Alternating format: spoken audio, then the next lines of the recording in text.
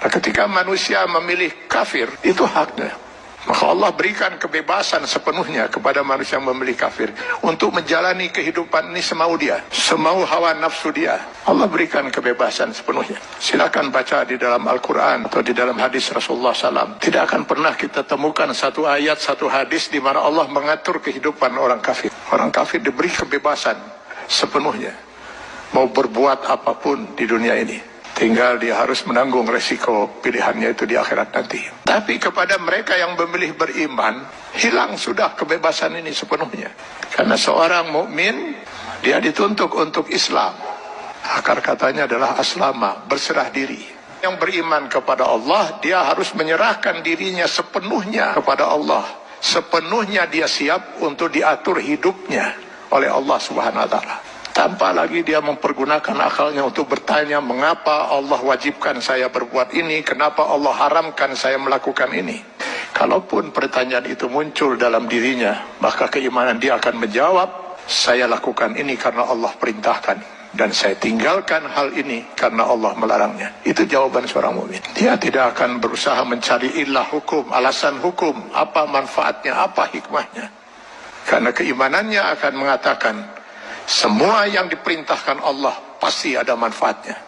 Dimengerti atau tidak dimengerti oleh akal dia. Semua yang dilarang Allah pasti ada mudaratnya. 14 abad umat Islam tidak pernah mengerti bahwa dalam daging babi itu terdapat cacing pita. Cacing pita baru ditemukan di akhir abad 18 Masehi. Apakah umat Islam selama 14 abad itu makan daging babi? Tidak. Setiap yang dilarang oleh Allah pasti ditinggalkan oleh seorang mukmin. Maka seorang mukmin harusnya siap untuk mengislamkan dirinya secara penuh, secara utuh, secara kafah. Maka kepada orang yang memilih beriman itu Allah menyeru, ya ayyuhallazina amanu dukhulu fis-silmi kafah. Kalau memang kalian memilih beriman, masuklah ke dalam Islam itu secara kafah, secara utuh. Mengislamkan diri kita setiap detik, baik dalam hubungan hablum minallah maupun hablum minan nas. Itulah sebabnya Allah menurunkan 6.666 ayat Al-Quran, yang sebagian dari ayat Al-Quran ini dijelaskan oleh kurang lebih 5.000 hadis Rasulullah SAW. Kenapa harus Allah turunkan ribuan ayat Al-Quran dan ribuan hadis ini? Karena yang mau diatur hidup seorang mukmin itu bukan hanya sekedar sholat, saum, zakat, haji saja. Seluruh kehidupan dia per detik, mulai dari masuk WC, keluar WC, sampai mengatur kehidupan bermasyarakat, bernegara. Ini kalau dia mau milih beriman.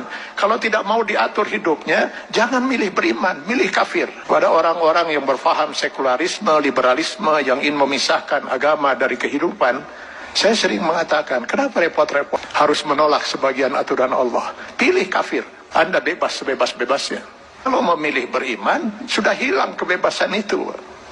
Dan pilihannya hanya satu di antara dua.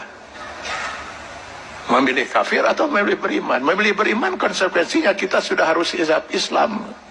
Mengislamkan diri kita, menyerahkan sepenuhnya diri kita untuk diatur hidup kita oleh Allah Subhanahu wa Ta'ala. Karena itu setiap orang mukmin sadar betul bahwa selamat tidaknya dia termasuk orang yang ditangisi oleh tidak atau tidak oleh Rasulullah SAW.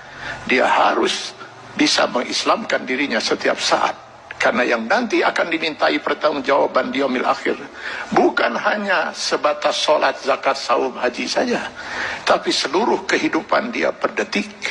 Mudah-mudahan ini bisa menjadi bahan muhasabah bagi kita semua. Kita islamkan diri kita secara kafah dalam batas kemampuan yang mampu kita lakukan. Karena Allah tidak akan menuntut kita di luar kemampuan kita. Semoga kita bukan termasuk orang yang ditangisi oleh Rasulullah SAW.